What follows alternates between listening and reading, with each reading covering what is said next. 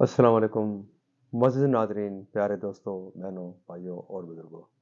میں حافظ صفد نواز ایڈوکیٹ آپ کو اپنے اسلامی چینل کے اندر خوش آمدید کہتا ہوں، اور ہر روز کی طرح آج بھی ہم انشاءاللہ 7واں پارہ سورہ الانعام آیات نمبر 1 تا 5 تک کی تلاوت، ترجمہ اور تفسیر پڑھنے کے شرف حاصل کریں گے۔ تلاوت شروع کرنے سے پہلے ہم درود شریف پڑھتے ہیں، آپ بھی میرے ساتھ پڑھیں۔ اللهم صل على محمد وعلى آل محمد كما صليت على إبراهيم وعلى آل إبراهيم إنك حميد مجيد. اللهم بارك على محمد وعلى آل محمد كما باركت على إبراهيم وعلى آل إبراهيم إنك حميد مجيد. أما بعد فأعوذ بالله من الشيطان الرجيم. بسم الله الرحمن الرحيم.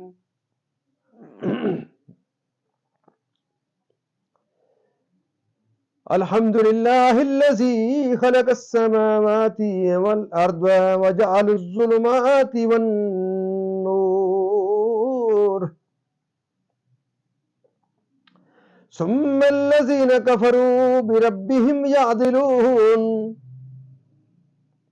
هو الذي خلقكم من طين ثم قضى أجله وأجل مسمى عنده ثم أنتم تمترون. وهو الله في السماوات وفي الأرض يعلم سركم وجهركم ويعلم ما تكسبون. وما تأتيهم من آية من آيات ربهم إلا كانوا عنها معرضين. فقد كذبوا بالحق لما جاءهم فسوف يأتيهم أنباء ما كانوا به يستهزئون. ألم يروا كم أهلكنا من قبلهم من قرن مكناهم في الأرض ما لم نمكن لكم وأرسلنا السماء ما لم نمكن لكم وأرسلنا السماء عليهم مدرارا وجعلنا الأنهار تجري من تحتهم فأهلكناهم بذنوبهم وأنشأنا من بعدهم قرنا آخرين. صدق اللہ العظیم. ترجمہ.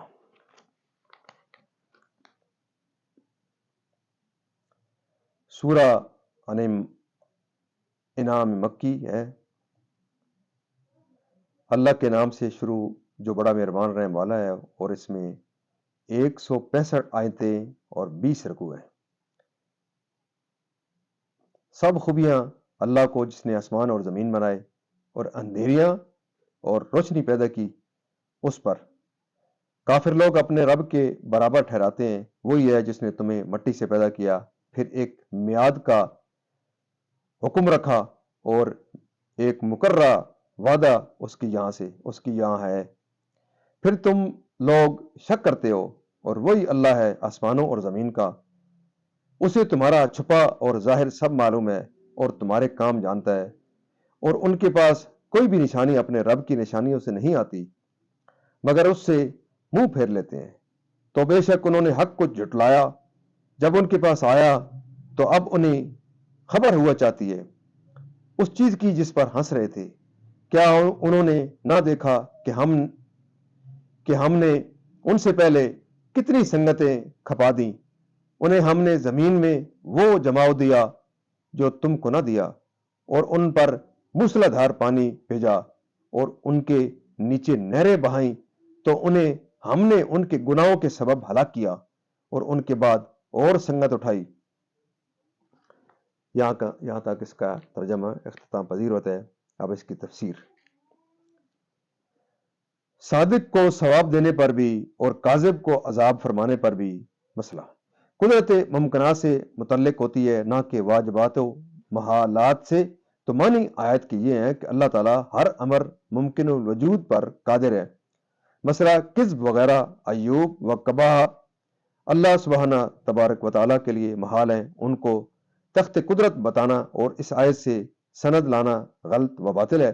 سورہ انعام مکی ہے، اس میں 20 رکوع اور 165 آیتیں، 3100 کلمہ اور 12935 حروف ہیں۔ حضرت ابن عباس رضی اللہ تعالیٰ عنہما نے فرمایا کہ یہ کل سورہ ایک ہی شب میں بمقام مکہ مکرمہ نازل ہوئی اور اس کے ساتھ 70,000 فرشتے آئے جن سے آسمانوں کے کنارے بھر گئے۔ یہ بھی ایک روایت ہے کہ وہ فرشتے تسبیح و تقدیس کرتے آئے اور سید عالم صلی اللہ علیہ وسلم سبحان ربی العظیم فرماتے ہوئے سر بسجود ہوئے۔ حضرت کعب آبار رضی اللہ تعالیٰ عنہ نے فرمایا توریت میں سب سے اول یہی آیت ہے۔ اس آیت میں بندوں کو شان استغنا کے ساتھ حمد کی تعلیم فرمائی گئی اور پیدائش آسمان و زمین کا ذکر اس لیے ہے کہ ان میں ناظرین کے لیے بہت عجائب قدرت و غرائب حکمت اور عبرتیں و منافع ہیں۔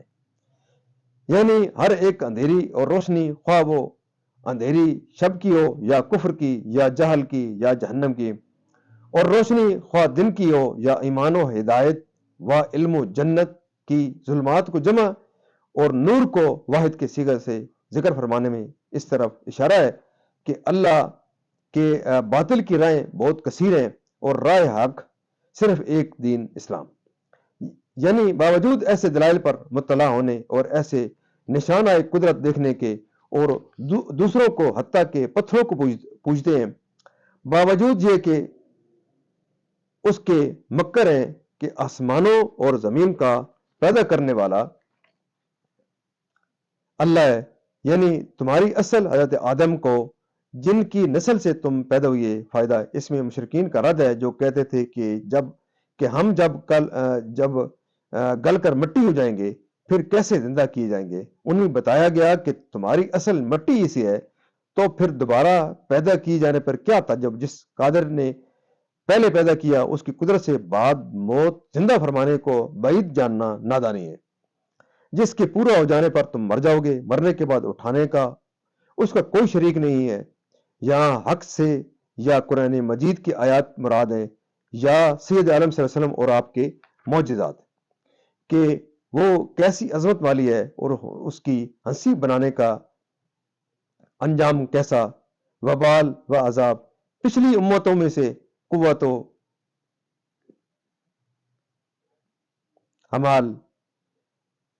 مال اور دنیا کے کثیر سامان دے کر، جس سے کھیتیاں شاداب ہوں اور جس سے باغ پرورش پائے اور دنیا کی زندگانی کے لیے عیش و راحت کے اسباب بہم بچائے، کہ انہوں نے انبیاء کی تکذیب کی اور ان کا یہ سر و سامان انہیں ہلاکت سے نہ بچا سکا، اور دوسرے کرن والوں کو ان کا جانشین کیا۔